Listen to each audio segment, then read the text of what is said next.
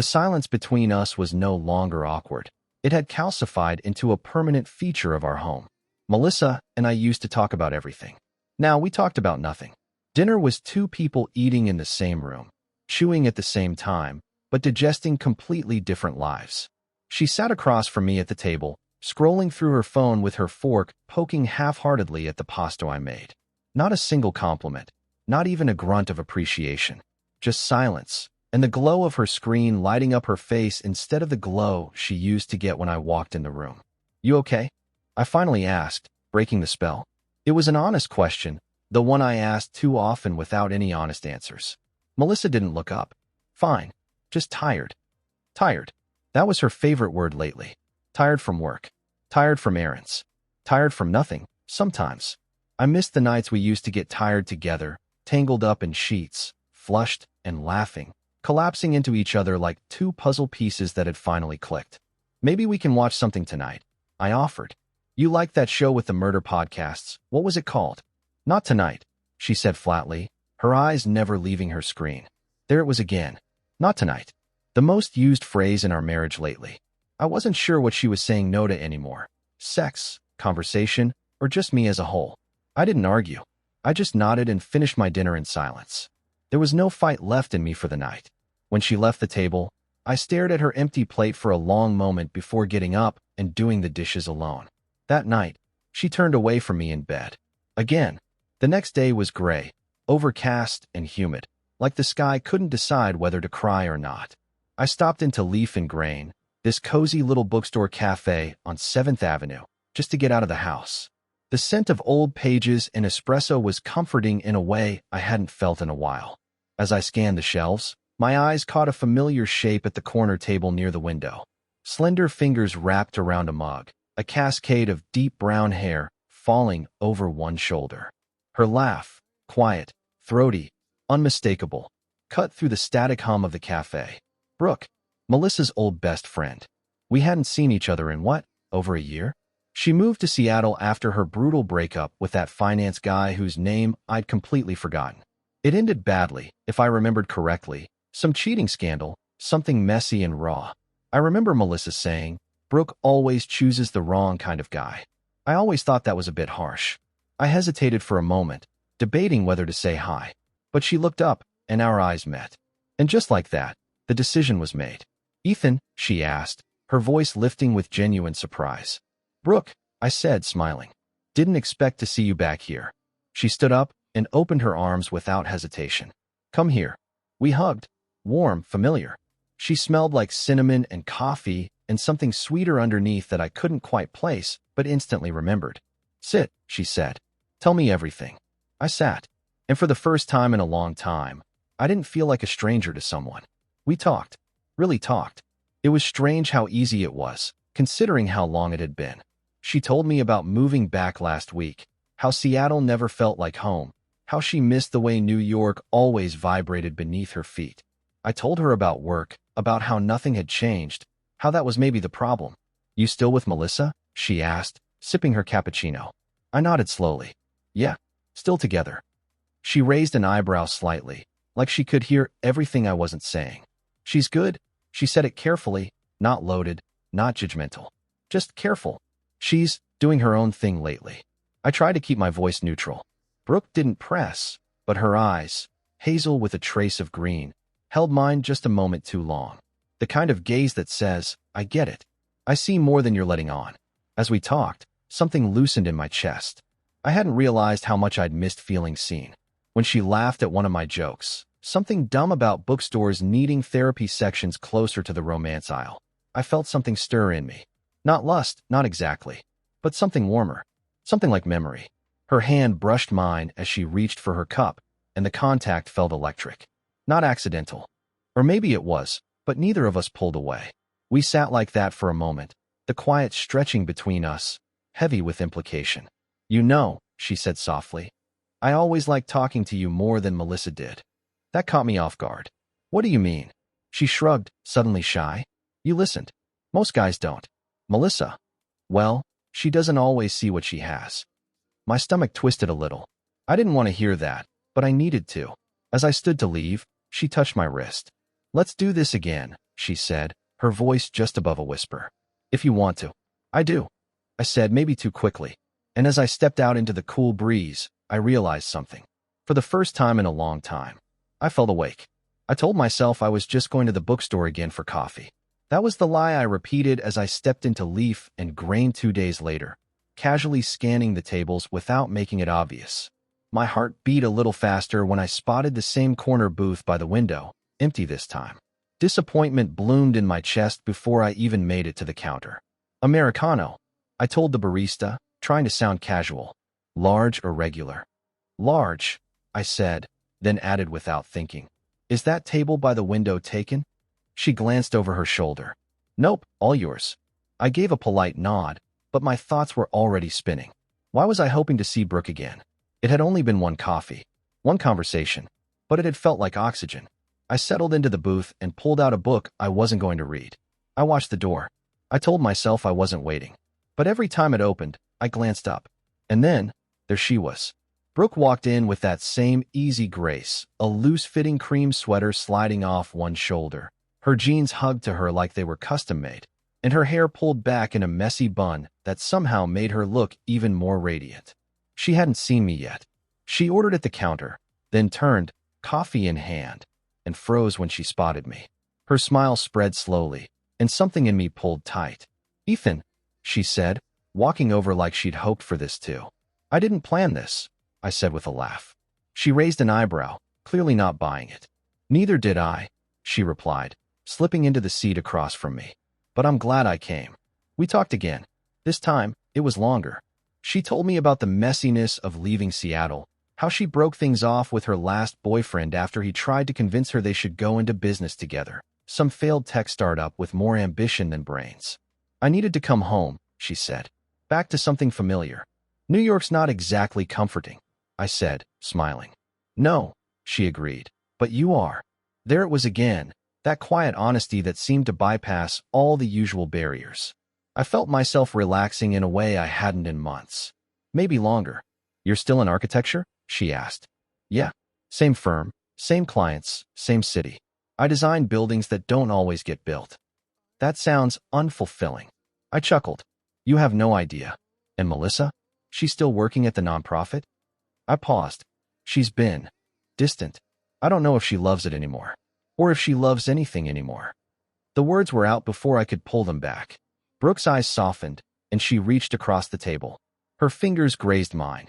Not a full touch, just enough to spark something. Her skin was warm.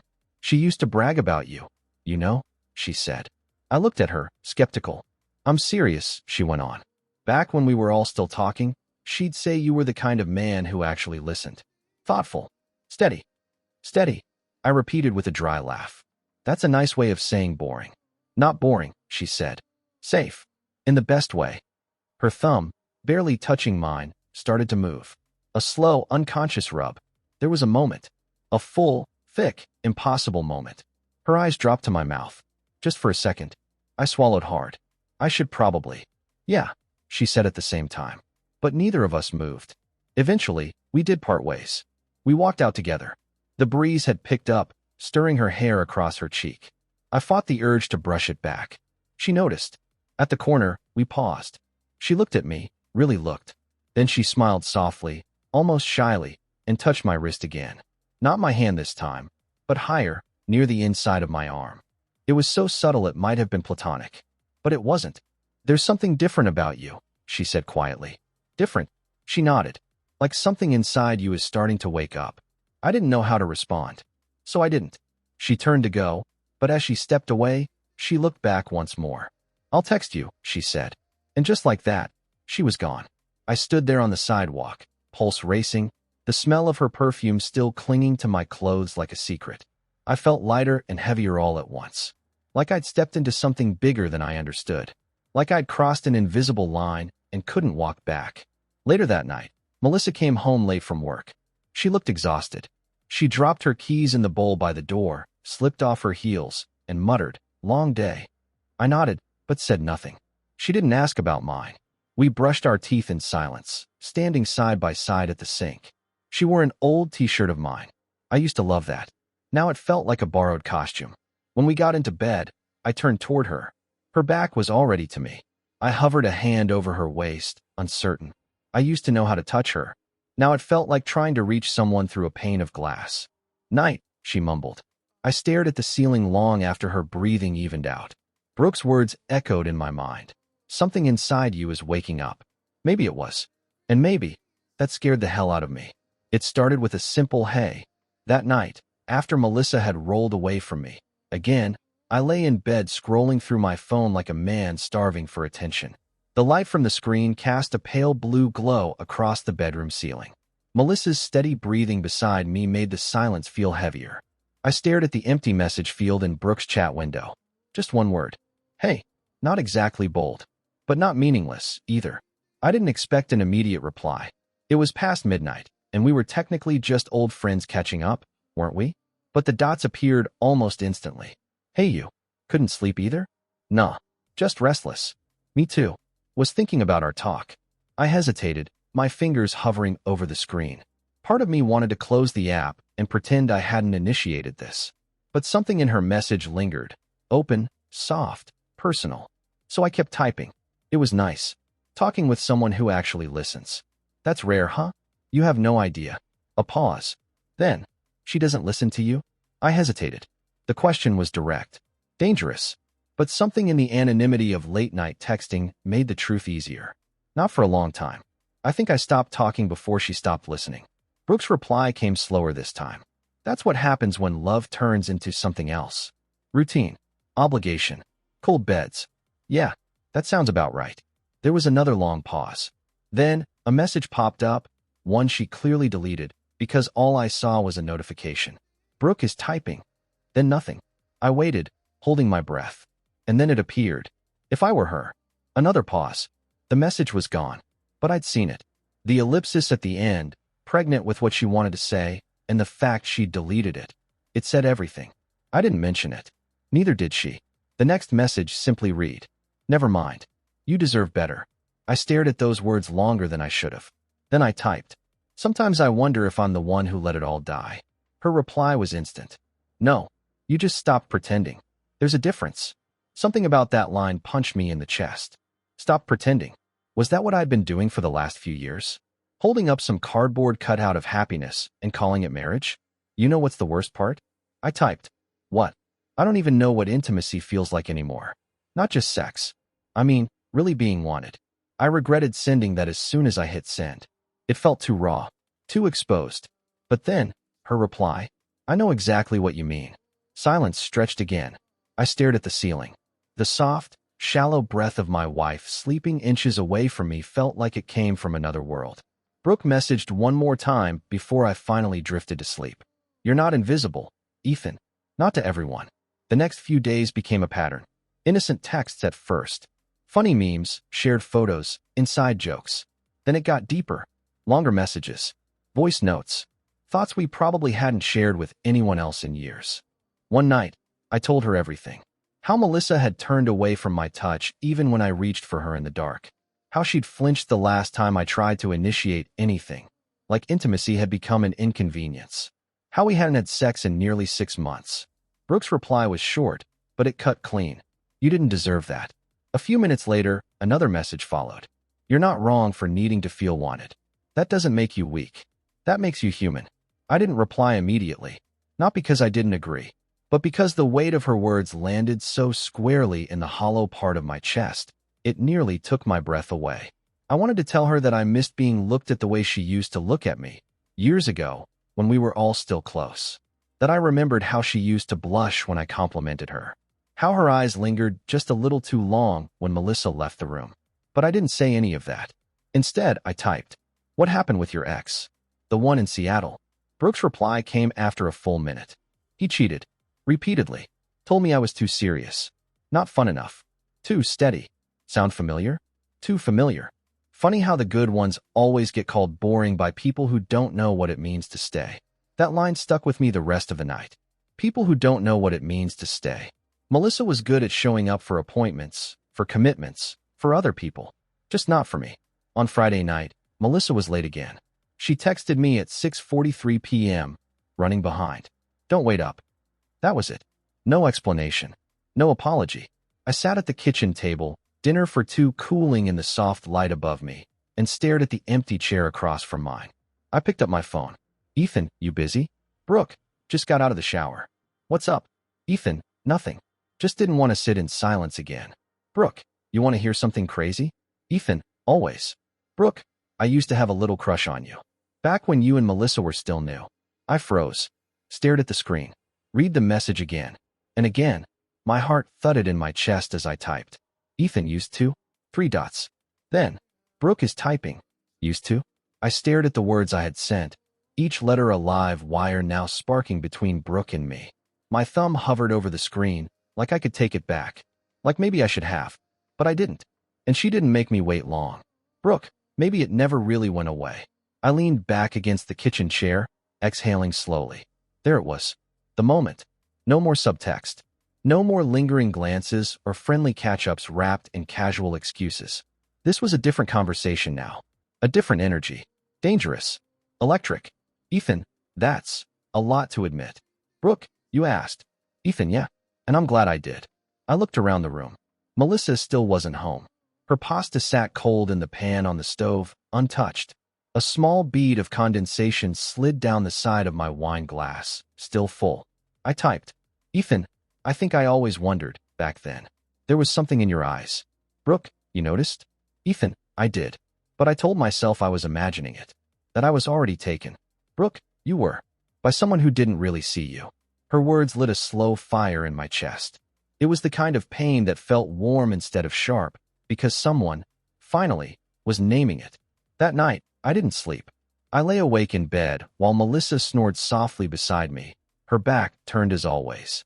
My mind played a reel of memories I hadn't accessed in years. Brooke's laugh, the way she used to roll her eyes when Melissa interrupted her, the quiet glances when we all went out together, how she never sat directly next to me, but close enough that I noticed the absence when she left the room. Now those things didn't feel imagined. They felt like a missed chapter that I was finally starting to read. 2 days later, we agreed to meet. Just for coffee. Again. Neutral ground. Safe, right? But this time it wasn't at Leaf and Grain. She chose a quiet little spot in Prospect Park, a place without the risk of familiar eyes or shared memories. When I arrived, she was already there, sitting on a bench beneath a blooming elm tree, sunlight filtering through the leaves like something out of a photograph. She wore a soft green sundress, modest but sleeveless, her bare arms catching the golden light. I couldn't help but stare at the curve of her shoulder, the way her hair caught the breeze. She looked up and smiled. My chest tightened. Hey, I said, settling beside her, just enough space between us to be appropriate. Barely. I wasn't sure you'd come, she said. I glanced at her, careful. I almost didn't. She nodded, looking down at her coffee. I get that. We sat in silence for a minute. But not an awkward one. Just full. Charged. I need to tell you something, I said finally. Brooke turned toward me, her eyes steady. Okay. I'm not sure where this is going. I'm not even sure what I'm doing right now. But the last few nights, talking to you, texting with you, it's been the first time I've felt anything real in. I don't even know how long. Her lips parted slightly, but she didn't interrupt. I've been dying quietly in that house, I went on. And somehow, a few words from you made me feel like I could breathe again. Brooke's expression shifted. Her throat moved like she swallowed something hard. You don't know what that means to hear. Melissa's not cruel. She's just gone. She checks out when she's home and checks in when she leaves. It's like we're both ghosts haunting the same space. Brooke nodded slowly. I know the feeling. Then she turned fully to me, and something in her eyes changed. So let me ask you something. Okay, if I said, right now, this second, that I wanted you to kiss me, what would you do? My pulse spiked. I'd ask if you were serious. Her voice dropped, a whisper now. I am. My breath caught. For a second, the world shrank. No footsteps on the path. No distant hum of traffic. Just the sound of my heartbeat hammering in my ears, and the way her eyes never looked away from mine. I leaned in, slowly, giving her the space to change her mind. She didn't. When our lips met, it wasn't wild or frantic. It was soft, careful, but it lingered, longer than it should have. Her hand found the back of my neck, her fingers brushing the skin like she was memorizing the shape of me. I pulled back slightly, our foreheads nearly touching. I shouldn't, I whispered. I know, she replied. But I wanted to. A pause. I've wanted to for a long time. I exhaled, trying to steady myself. That kiss. It didn't feel like a mistake. Because it wasn't. She leaned back just enough to meet my eyes again, her voice soft but certain. I'm not here to be a distraction, Ethan. I'm not here to blow up your life. But I need you to know, you're not broken. You're not invisible. And you don't deserve to be unloved. Those words gutted me. Because deep down, they were everything I had forgotten I needed. I wanted to kiss her again. Wanted to forget the world and just get lost in her warmth. But I didn't. Not yet. Instead, I reached for her hand. Held it. And for the first time in what felt like years, someone held me back.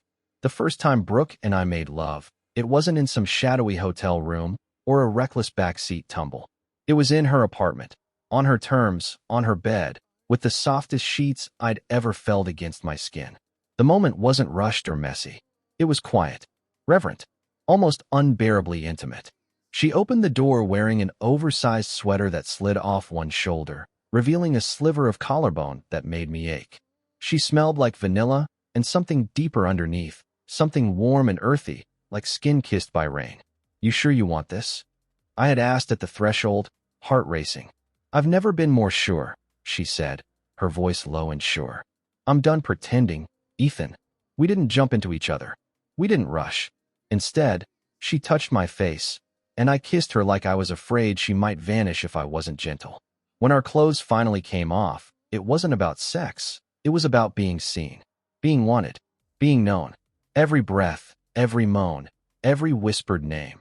It felt like a language we both remembered but hadn't spoken in years. And when I lay beside her afterward, our bodies tangled in heat and limbs and the faint scent of sweat and lavender, I didn't feel like a man who had cheated. I felt like a man who had come home. The next morning, I woke to her watching me.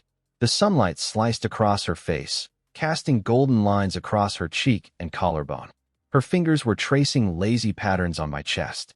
I don't want to be your escape, she whispered, as if reading my thoughts. I want to be your choice. I looked her in the eye. That vulnerable place in me cracked wide open now. You are. And I meant it. Even though I hadn't said a word to Melissa yet. Even though I still went home that night and crept into bed beside a woman who didn't stir when I walked in. The guilt didn't hit me the way I expected. It wasn't shame I felt. It was clarity. I had finally stopped pretending. Still, I didn't tell Melissa. Not yet. Instead, I began living two lives. By day, I was the dutiful husband. I washed the dishes, paid the bills, walked the dog, sat across the dinner table from Melissa, and tried to pretend I wasn't aching for someone else. By night, or rather, by stolen hours, I was with Brooke, her hands in my hair, her laugh echoing in her kitchen while she cooked in nothing but one of my button-downs. Her lips pressed to the inside of my wrist as she said, I missed you today. And God help me, I missed her too. Melissa noticed something was different. She just didn't ask. Or maybe she didn't want to know. One night, we sat watching some crime show, her curled up in a blanket on the opposite end of the couch. I glanced at her, trying to remember the last time I'd seen her smile without effort. I've been thinking, I said. She didn't look at me. That's dangerous. I was wondering if maybe we should talk to someone. A counselor. Maybe. Try to fix things. Her reaction was instant. A slight scoff. Almost like a cough she didn't bother to cover. We're fine, Ethan. No, we're not, I said gently. We haven't been fine in a long time. She finally looked over, her eyes distant. I'm not doing therapy. You can, if you want. That's not the point. She cut me off. You've been checked out for months. Don't act like I'm the problem here. That stung more than I thought it would. Not because it wasn't true, but because of how quickly she pushed the blame, like she had it queued up already. That night, she turned her back on me again in bed. But instead of lying there in silence, I picked up my phone and texted Brooke. Ethan, can't sleep. Brooke, come over. I didn't even reply. I just got dressed, grabbed my keys, and left. At Brooke's apartment, the lights were dim. A single candle flickered on the nightstand, casting shadows on the wall as she opened the door in a silk robe that clung to her like a second skin. I stepped inside and closed the door behind me, but I didn't move. She came to me, placed a hand on my chest. Rough night. I nodded. I tried. I really did. Brooke didn't say anything. She just pulled me close, her lips brushing my neck before whispering. You don't have to try anymore. Not there. We didn't rush. We moved like people who knew each other's pain, whose touches weren't just about desire, but about stitching closed wounds. That night, she didn't just take my body, she took the weight I'd been carrying.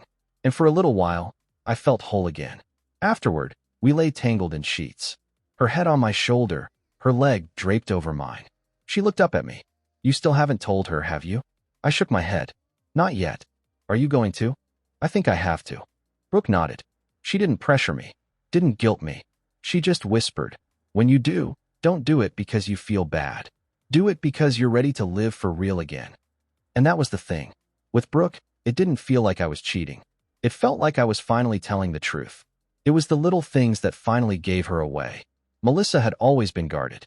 Even when she was affectionate, back when we still touched, still cared, there was a certain reserve to her.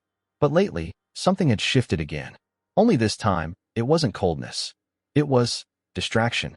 She wore perfume again. Subtle, floral, different from the scent she used to wear. She started locking her phone when she left the room, setting it face down on the table. She smiled at her screen once, just once, when she thought I wasn't looking, and my stomach dropped. You don't forget that kind of smile. The kind someone wears when they feel wanted. And I hadn't seen her smile like that in a very long time. I told myself I was being paranoid, that maybe it was a friend, or a funny meme, or some inside joke I wasn't privy to. But that small voice, the one I'd been ignoring for far too long, begged me to pay attention. Then one evening, it happened. The moment that made the whole illusion collapse. She was cooking in the kitchen, sauté pan in one hand, her phone in the other. I came up behind her, trying to be light, casual. Need help? I asked. She startled, nearly dropping her phone. Jesus, Ethan, don't sneak up on me like that. Didn't mean to. Just offering a hand. She set her phone on the counter, face down, again, and stirred whatever she was cooking with exaggerated focus. I reached for her phone. It wasn't snooping. It was instinct. And it buzzed just as my fingers brushed the edge of it. The screen lit up before the lock kicked in. Caleb, miss you already. Can't wait for Friday. My blood turned cold. Miss you already. Can't wait. For Friday. I didn't say anything. I didn't have to. She turned toward me, catching my eyes lingering on the screen. There was a flicker of fear, then something worse, resignation. How long? I asked quietly. She didn't answer right away. Just turned off the stove burner with an unnecessary click and leaned back against the counter. You've been checked out for months, Ethan, she said flatly. What did you expect? That's not an answer. She crossed her arms. Almost a year. That hit harder than I expected. Not just because of the length, but because of the ease with which she said it. Like it wasn't some life-shattering confession, but an overdue bill she was tired of ignoring. Who is he? His name's Caleb. I nodded slowly. You love him? She exhaled through her nose, more annoyance than grief. No, I don't even know what it is. He listens. He touches me like he wants to. I didn't plan for it. It just happened. The same words I could have said, but hearing them from her felt like a slap. You didn't plan it, I repeated bitterly. But you kept it going. I didn't know how to stop, she said. Every time I looked at you, you were somewhere else. Sad. Distant. I figured maybe you'd already found someone too. I flinched, and that was enough for her to narrow her eyes. Oh my God, she said. You did. You're seeing someone. I didn't say anything. The silence spoke for me. Who is it? Does it matter? I said quietly. She stared at me for a long moment. Then she laughed. Not cruelly. Not mockingly. Just tired. I guess we both gave up a long time ago, she said. I sank into a chair, the air feeling too heavy. Why didn't you tell me? Because I didn't want to be the one to end it. She shrugged. It was easier when we were both pretending. That sentence gutted me. Because it was true. We were both pretending. Only I hadn't realized how long she'd been doing it too. The next morning, I woke up on the couch. Melissa didn't come downstairs. I didn't check to see if she was awake. We didn't speak. The silence between us wasn't angry. It was absolute. I drove to work in a fog, skipped meetings, didn't respond to emails. At lunch, I parked my car on a side street and stared at nothing. And then I texted her. Ethan, I know everything now. I saw the message. And I told her the truth too. I didn't wait for a reply. I drove straight to Brooks. When she opened the door, I didn't say a word. I didn't have to. She looked at my face, tired, raw, and stepped aside. I walked in, dropped my bag, and stood there for a moment like I wasn't sure if I was still allowed. She reached out, brushing a hand across my cheek. "She knows?" she asked. I nodded. "She's been seeing someone too. For almost a year." Brooke's eyes widened, then softened. "You okay?" I let out a shaky breath. "I don't know what I am." She stepped closer, wrapping her arms around me. "You're free," she whispered. "That's what you are." I let the words sink in. I didn't feel free. I felt hollow. But there was something else too, a quiet, fragile relief. When she pulled back, she kissed me, not with hunger or urgency, but with gratitude, with presence. We didn't talk more that night. We just held each other, letting the silence settle around us in a way that didn't feel like a wall, but a blanket. And when we lay down together, there was no weight, no guilt, only truth.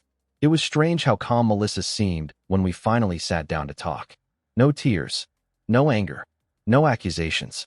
Just two people at a kitchen table, sharing the final pages of a story we had both stopped writing years ago. "I didn't hate you," she said. Her hands were wrapped around a coffee mug she hadn't touched. "I want that to be clear. I never thought you did." She nodded slowly, her gaze fixed on some invisible point over my shoulder. "I think we just stopped seeing each other. Like we turned into roommates who happened to share a bed." "We didn't even share that," I said, unable to keep the bitterness from creeping in. Her lips pressed together. "You're right." There was a long pause. Then she looked at me. Really looked, for the first time in months. "Why didn't you say anything before this?" "I did," I said. "You just stopped hearing me." "I didn't want to hear you," she admitted. "Because if I did, I would have had to face what we were becoming. And I wasn't ready." "Are you now?" She let out a breath. "Yes, because it's already happened." I waited. "I've been planning to leave," she said. "For months. I just hadn't worked up the nerve. Caleb was convenient. He gave me an excuse to feel something again. But I wasn't staying for him." "Then why?" She shrugged. "Habit, guilt, fear. Pick one." I watched her fingers trace the edge of the mug, delicate movements that reminded me of a version of her that no longer existed. "You told me once I was safe," I said.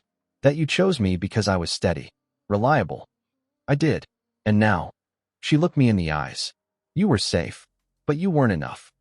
It was like a slap to the face, but not the kind that stung. It was numbing, distant, like hearing an old recording of someone you used to know saying something cruel with a voice you once loved. She wasn't trying to be cruel. But honesty, real honesty, rarely comes without pain. "I'm not blaming you," she said quickly. "We both let go. But I think I knew even back then. I wasn't meant to stay." "You didn't give me a chance," I said, the words catching in my throat. She tilted her head. Would it have changed anything? I wanted to say yes. That if she had been honest, we could have gone to therapy or tried to fix what was broken. But deep down, I knew the truth. We had already lost each other long before either of us stepped outside the marriage. Maybe that's why it didn't feel like betrayal when she said it. It felt like release. Later that evening, I packed a bag. Just a few things. Enough to get by for a while. Melissa watched from the hallway, arms crossed, expression unreadable. "I'll stay at Brooks," I said, not trying to hide it. She didn't flinch. I figured. "I'm not running away." "I know." Another pause. "Are you in love with her?" she asked. I hesitated, then nodded. "Yes." She swallowed, and for the first time, something cracked in her face. Not jealousy, not regret, just the sting of finality. "I hope it's real," she said. "I really do." That surprised me. "I don't want to hate you," she continued. "I want to move on. Cleanly. We can try." She stepped forward and held out her hand. I took it, not knowing what else to do.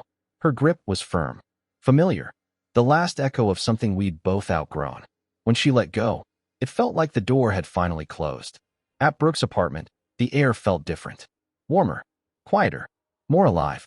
She opened the door in sweatpants and a tank top, her hair messy, glasses perched on her nose. She looked like home. "You told her?" she asked. I nodded and stepped inside. "She's been planning to leave me for months." Brooke blinked. Wow. She just didn't want to say it out loud. "You okay?" I dropped my bag near the couch, turned to her. "I don't know, but I'm here." She stepped into my arms, and I buried my face in her shoulder. She smelled like lavender and sleep. Like truth. "You're not broken," she whispered. "You were just stuck in the wrong story." I pulled back enough to look at her. "And this? This is the right one." She smiled, brushing her thumb across my cheek. Feels like it. We didn't make love that night. We didn't need to. We curled up on the couch beneath a blanket. We talked. We listened. We kissed softly when the silence felt too full. It wasn't lust driving us anymore. It was trust. Over the next few days, Melissa and I exchanged emails, civil, logistical, mechanical, dividing furniture, discussing bank accounts. We agreed to sell the house eventually. There was no venom, no courtroom threats, just quiet exits. Brooke stayed by my side through it all. She didn't push. She didn't cling. She just showed up, day after day, in small ways that mattered more than she knew.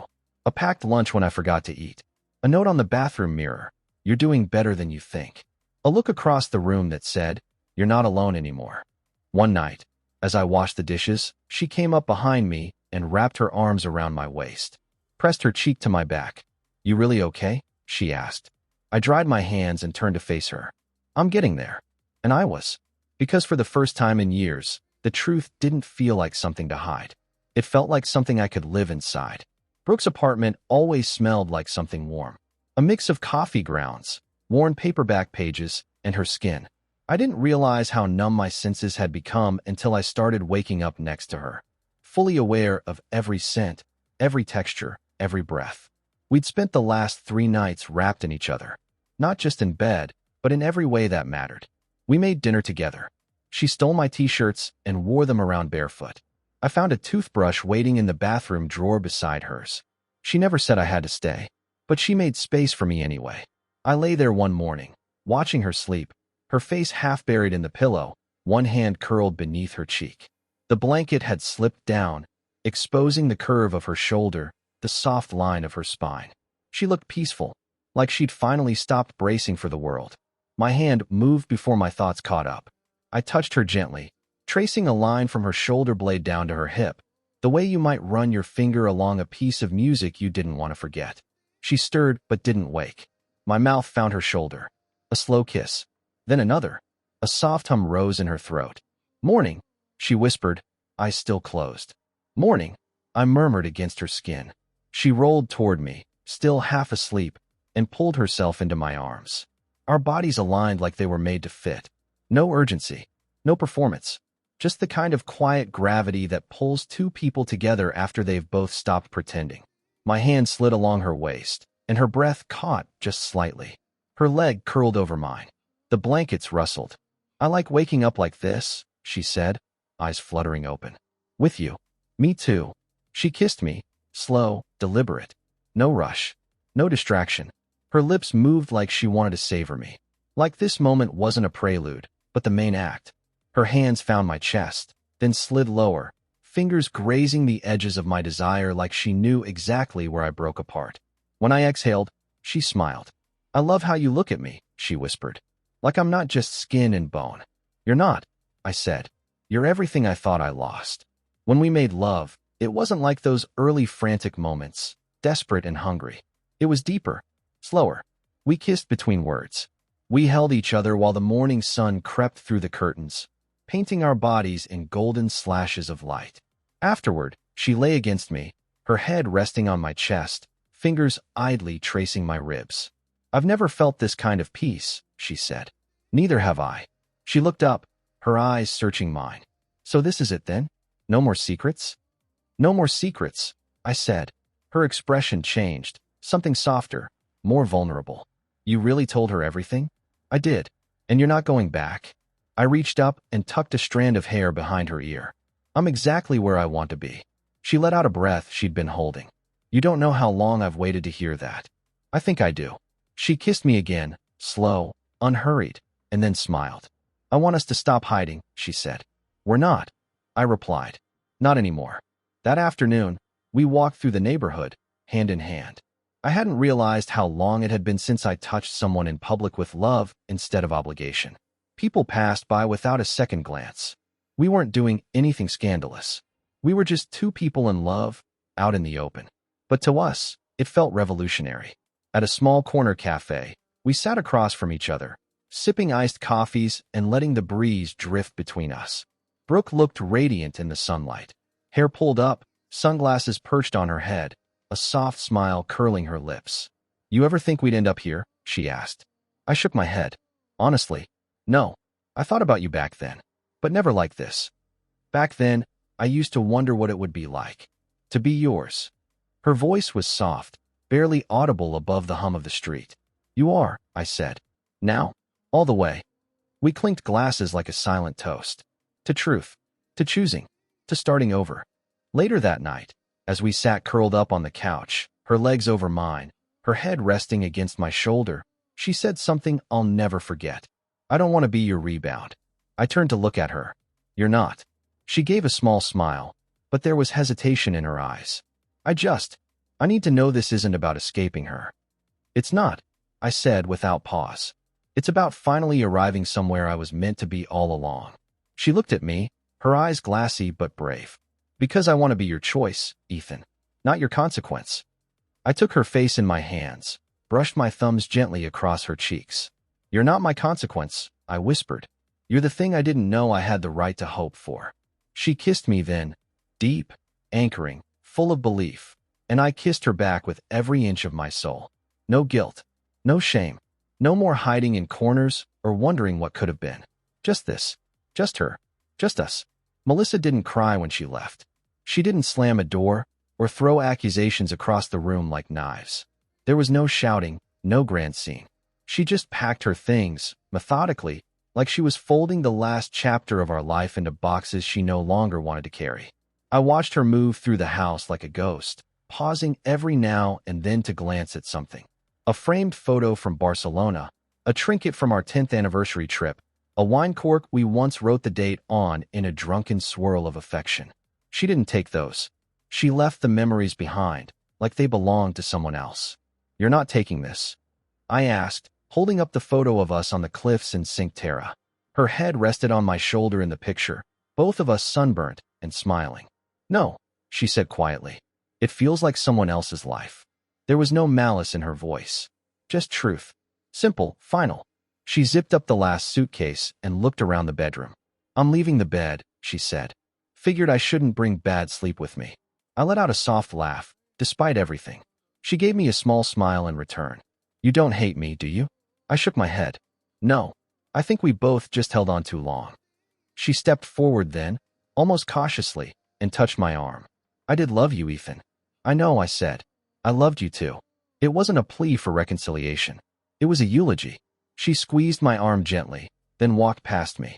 Her suitcase wheels hummed against the hardwood floor as she made her way down the hall. When the front door opened, a gust of spring air followed, lifting a forgotten receipt off the console table and carrying it to the floor. Melissa hesitated in the doorway. We were good for a while, she said. I nodded. Yeah, we were. Then she walked out.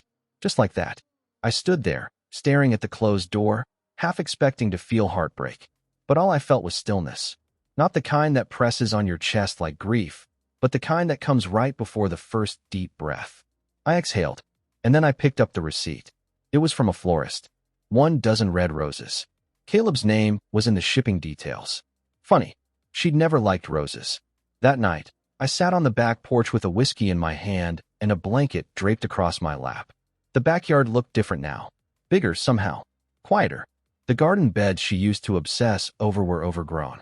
A single solar light flickered near the fence like it was unsure whether to stay lit. I thought I'd feel hollow. Instead, I felt light. I didn't feel relief because she was gone. I felt relief because I didn't have to pretend anymore. I took a sip of whiskey, the burn settling somewhere deep in my chest, and texted Brooke. Ethan, she's gone. The dots appeared instantly. Brooke, you okay? Ethan, strangely, yeah. Brooke, want company? Ethan, always. She showed up 20 minutes later, no makeup, hoodie, hair in a messy bun, a pint of ice cream in one hand, and a bottle of wine in the other. This is my version of emotional first aid, she said, holding them up as I opened the door. I stepped aside. Consider me your patient.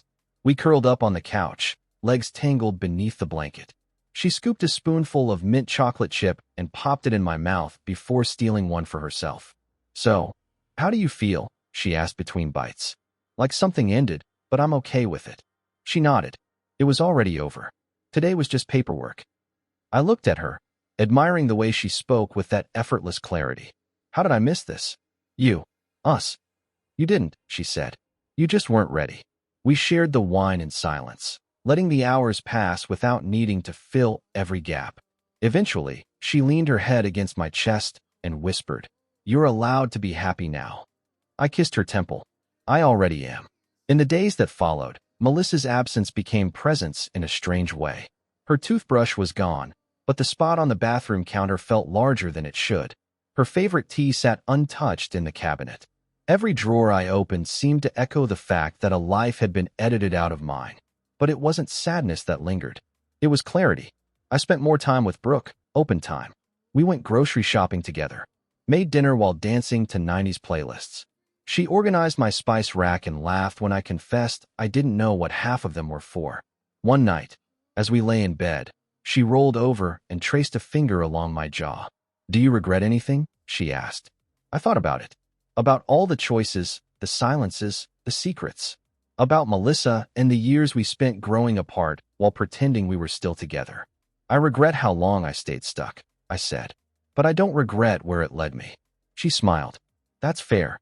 I do have one regret, though." "What's that?" "Not kissing you the first time I thought about it. All those years ago." Her smile widened. "You would have ruined me for other men." "Still might." She kissed me then, deep, slow, lingering. "I'm not going anywhere," she whispered. "Good," I replied. "Because neither am I." We didn't call it a vacation. There was no itinerary, no agenda, no Instagram-worthy plan. Just a bag each, a tank of gas, and a weekend away from everything that had ever made us forget how to feel. Brooke had suggested it, casually, over coffee one morning, her legs folded beneath her on the couch, her hair still messy from sleep. "What if we just disappeared for a couple days?" "Disappeared?" I asked, raising an eyebrow. She shrugged. "Not forever, just enough to breathe." So we drove, out past the city noise and the crowded sidewalks, past the strip malls and the clinging weight of routine, through winding roads lined with wildflowers and forgotten barns, until we found a small cabin nestled by a lake, half hidden by pine trees and the promise of solitude. We unpacked in silence, not because we had nothing to say, but because everything we needed to say was already understood. That first night, we sat by the fire pit, the flames casting shadows across her face as she curled up beside me under a thick wool blanket. She sipped red wine from a chipped ceramic mug, and I watched the way her eyes flickered in the firelight. "This place," she said, leaning into me, "feels like the edge of the world." Maybe that's what we needed, to stand on the edge. She looked up at me, a half-smile tugging at her lips. "Do you ever miss it?" "The marriage?" She nodded. "I miss the idea of it," I said honestly. "Not the reality. I miss who I thought we were, who I thought I was in it." Her hand found mine under the blanket, her fingers weaving through mine. "You're still that person." I shook my head. "No, I'm not." She blinked, startled. "I'm better now," I added softly. A smile bloomed across her face, not wide, but deep. The kind of smile that reached her eyes and pulled something warm from my chest. "I thought love was something that faded with time," I said. "Something you just got used to losing." She turned fully toward me, brushing her thumb across my cheek. "Only when it's with the wrong person." The next morning, I woke to birdsong and sunlight dripping through gauzy curtains. Brooke lay sprawled beside me, one leg thrown across the sheets, her hair a wild halo against the pillow. Her bare shoulder rose and fell with each breath. I watched her for a moment, content just to exist beside her. When her eyes fluttered open, she smiled without speaking, stretching like a cat. "You stare at me a lot," she murmured. "Guilty. You always thinking so loud." "Only when I'm with you." She laughed, soft and warm. "God, I forgot what this felt like. Waking up and wanting to be touched, not avoiding it." "I know the feeling." She rolled on top of me, straddling my hips, her hair falling forward like a curtain around our faces. "What if we just stayed here? In this cabin? In this feeling?" I ran my hands along her sides. Then I'd never ask for anything more. Her kiss was slow, sleepy and soft, full of unspoken vows we hadn't yet said out loud. Later, we ate pancakes on the porch, barefoot, legs tangled under the table. She told me about her childhood summers at her grandparents' cabin, about falling out of trees and scraping her knees, about the first time she snuck a cigarette behind the shed and got caught. I told her about the time I almost ran away when I was 11. packed 2 peanut butter sandwiches and a comic book, and got as far as the end of the street before I chickened out. We shared every piece of ourselves like puzzle pieces scattered on the table, not trying to rush the picture, just letting it take shape, one story at a time. That night, the rain came. Thunder rolled in soft waves, and the storm knocked out the power just after sunset. We lit candles and played old records on Brooke's portable turntable. The crackle of vinyl filled the room, along with the smell of rain through the open windows. She danced barefoot across the wooden floor, swaying with a glass of wine in hand, hair spilling down her back. I watched her from the couch, overwhelmed with the sheer beauty of the moment. Its simplicity, its honesty. "You're not dancing," she said, twirling toward me. "I'm watching." "Don't watch. Be in it." She grabbed my hand and pulled me to my feet. I let her lead, awkward at first, but she just laughed and pressed her body close. My arms found her waist, and together we moved to the rhythm of something ancient, something deeper than music. We didn't speak. We didn't need to. Later, lying beside her on the floor, limbs tangled, the candles flickering low, she whispered, "Do you think it's really possible to start over?" I turned to face her. "I don't think it's possible with everyone, but with the right person?" She nodded slowly, waiting. "I think it's not just possible," I said. "I think it's necessary." She leaned in and kissed me, soft, slow, the kind of kiss that says, "Thank you for finding me in the wreckage." And in that moment, I knew, starting over wasn't about forgetting what came before. It was about honoring it by finally getting it right. 3 months later, the rhythm of our lives had shifted into something that didn't feel borrowed or fragile anymore. It felt real. Solid. Ours.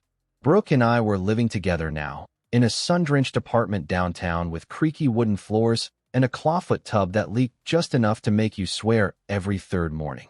We hadn't moved in out of urgency. There was no crash, no rush, no desperation to escape something. We'd just grown toward each other. It started with a toothbrush, then a drawer, then a key, until one day we looked around and realized everything we owned was already intertwined. Books on the same shelves, clothes mixed in the same laundry basket. Our lives folded into each other like pages of the same story. On Sunday mornings, she danced in the kitchen to Stevie Wonder while flipping pancakes. I fixed leaky faucets and burnt coffee with equal incompetence. We shared a Google Calendar, a grocery list, a playlist that somehow had both the National and old Alanis Morissette. We argued, too. Not all the time, but sometimes. About dishes, about plans, about things that didn't matter and things that did. But the difference now? We didn't stop talking. We didn't shut down. We stayed. One night, after a long day of work and bills and nothing particularly poetic, we ended up on the couch, curled up beneath a blanket, both of us too tired to talk. The TV flickered softly, forgotten. Her head rested on my chest. I ran my fingers lazily through her hair, listening to her breathing slow, syncing with mine.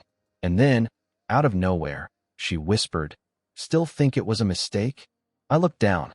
Her eyes were half closed, her voice barely more than breath. "What? Us? That first kiss? That first night? Leaving what we had before?" I didn't answer right away, because I remembered what it was like before her. The silence in my old house. The emptiness that felt like furniture I had to live around. The ache of being unseen, untouched, unchosen. And I remembered the kiss. The one she offered so gently, the one I thought I shouldn't take, but needed to. The one that rewrote everything. I kissed her temple and whispered, "No." It was finally the right choice. She smiled, eyes still closed. "Say it again." "The right choice," I said. Not just because she was beautiful. Not just because the sex was mind-blowing or the connection was electric. But because every day I woke up next to her, I didn't feel like I was borrowing time. I felt like I had arrived. In early June, we visited the coast. Nothing fancy, just a long weekend in a rented cottage that smelled like driftwood and lemon. The kind of place where the sea hums beneath your skin and even your bones feel lighter. On the second night, we sat barefoot in the sand, a bottle of wine between us and the sky slowly bruising into dusk. "You ever think about what would have happened if we never saw each other again?" she asked, drawing a lazy circle in the sand with her toes. "Sometimes. And I think I would have just kept shrinking," I said, bit by bit, until there was nothing left of me that remembered what love even felt like. She turned toward me, her hair a mess of wind and salt and moonlight. You think we got lucky? No, I said. I think we chose to stop lying to ourselves. That's different than luck. She leaned into me, her head resting on my shoulder. You saved me, she said. You saved me first. She laughed. God, we sound like a Hallmark movie. Maybe, I said, kissing the top of her head. But with better sex. She snorted, then kissed my jaw. Way better. One night not long after we got back, I found her curled up in bed reading, wearing my hoodie, her legs tucked under a blanket. She looked up and smiled as I walked in. You know what I never told you? She said. What? That night in the park. When I said, what if I said right now? Yeah. I was terrified you'd say no. I raised an eyebrow. Terrified? You looked fearless.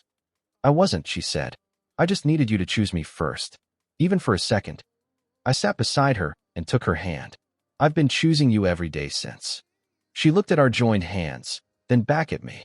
I want to be the woman you don't have to heal from. You are, I said.